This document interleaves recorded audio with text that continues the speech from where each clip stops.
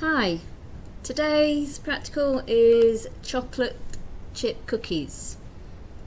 So the skills that you're going to be using here today are the creaming method, baking and shaping. Okay, so the ingredients that you need for chocolate chip cookies are plain flour. So you want 200 grams of plain flour.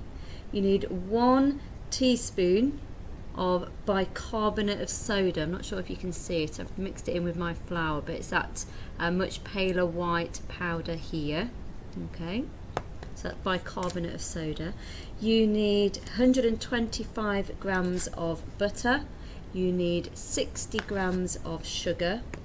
You want 1 egg and 50 milliliters, so about a tablespoon of milk, and then 100 grams of chocolate chips. I'm using white chocolate chips here, but if you want to use dark chocolate chips or milk chocolate chips, that's entirely up to you. Okay, so in your large bowl, you're going to place in the flour, the bicarbonate of soda, and the butter into your large bowl.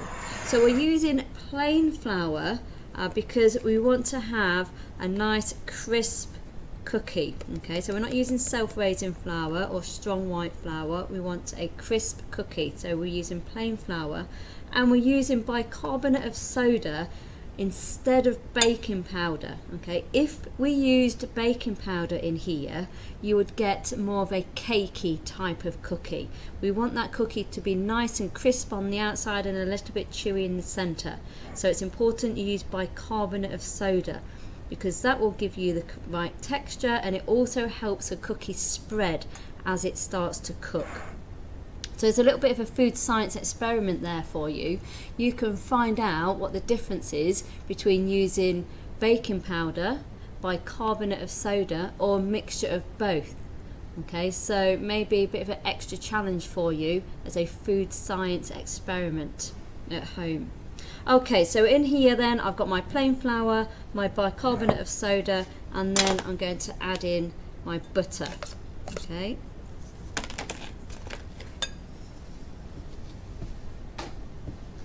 So using a round bladed knife, I'm just going to chop that all up first to make it into smaller pieces.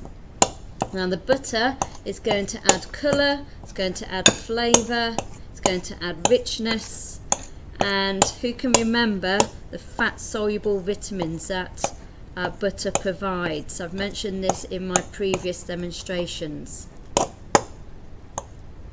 Did anyone get it right? Vitamin A, D, E and K.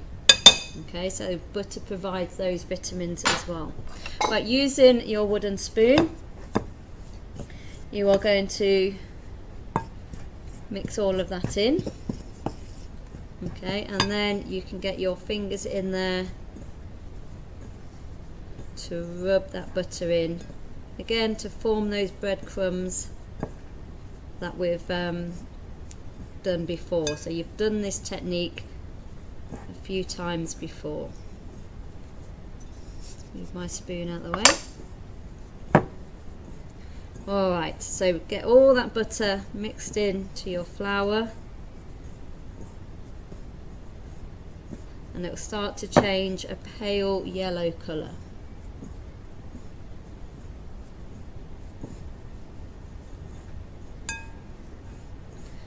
Give your bowl a little bit of a shake, move your bowl around so you're not working in the same place all the time. And then you can add in your sugar and your chocolate chips.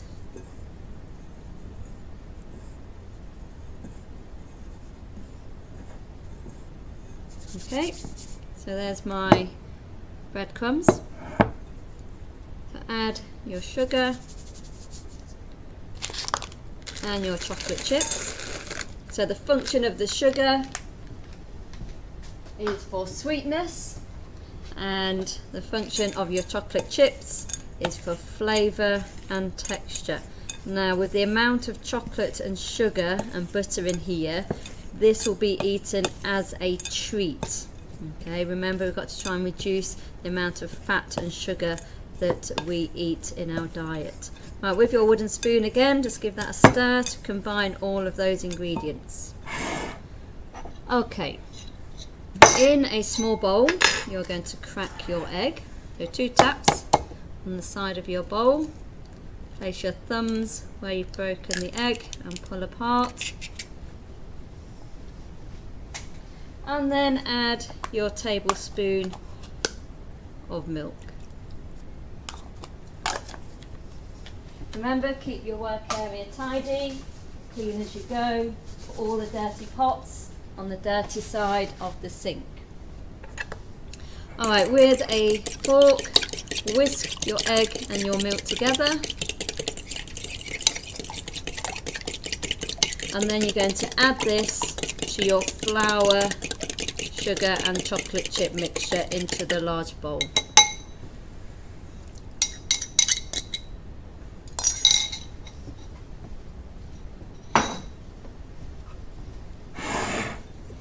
Okay, using a wooden spoon, it's going to mix well to combine all of this together.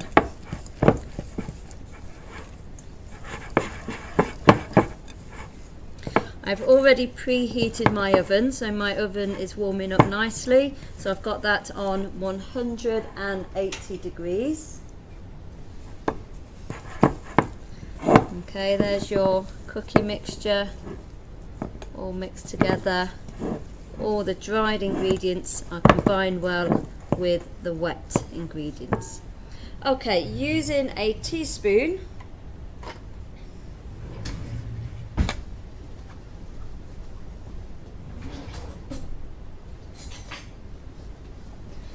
you're going to place spoonfuls of mixture onto your baking tray.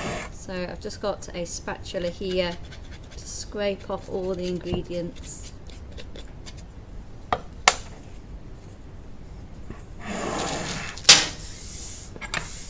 Make sure you're keeping your work area as tidy as you can, cleaning as you go.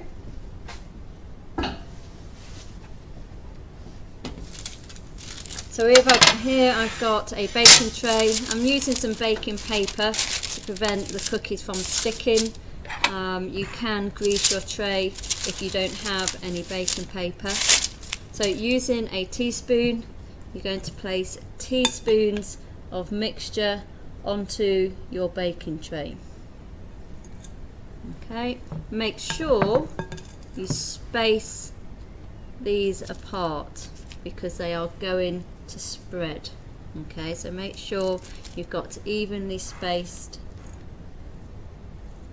apart so that these are able to spread and just rise a little bit. Remember, it's the bicarbonate of soda that's going to help these spread on your baking tray.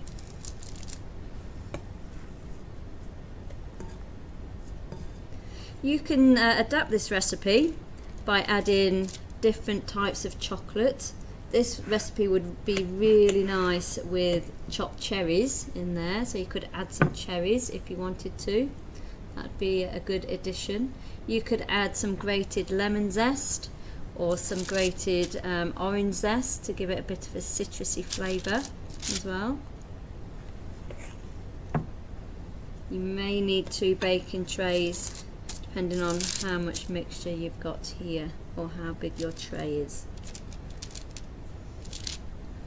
Okay, so make sure they're as evenly spaced out as possible. They're even size. I'll use another baking tray for the rest of this mixture so I'm not wasting anything. So these will go into the oven now for 8 to 12 minutes until they are golden brown. Remember, you're going to use oven gloves to put these into the oven, and I'll come back to you in about 8 to 12 minutes when they are cooked. Welcome back. So here's my cookies. They've been in the oven for 10 minutes and I've left them to cool for 5 minutes on the baking tray before I transfer them onto my cooling rack. Okay, so you can see they're quite big, so you can make them smaller if you want to. It's up to you. So using a fish slice, and yes, this is called a fish slice and not a spatula. Using a fish slice, remove the cookies from your baking tray onto your cooling rack so that they cool down fully, ready for you then to eat and enjoy. Okay, so like I say, there's another food science experiment here that you could do. You could make cookies using bicarbonate of soda and baking powder to see the difference and the science behind that and why that's happening. Otherwise, enjoy.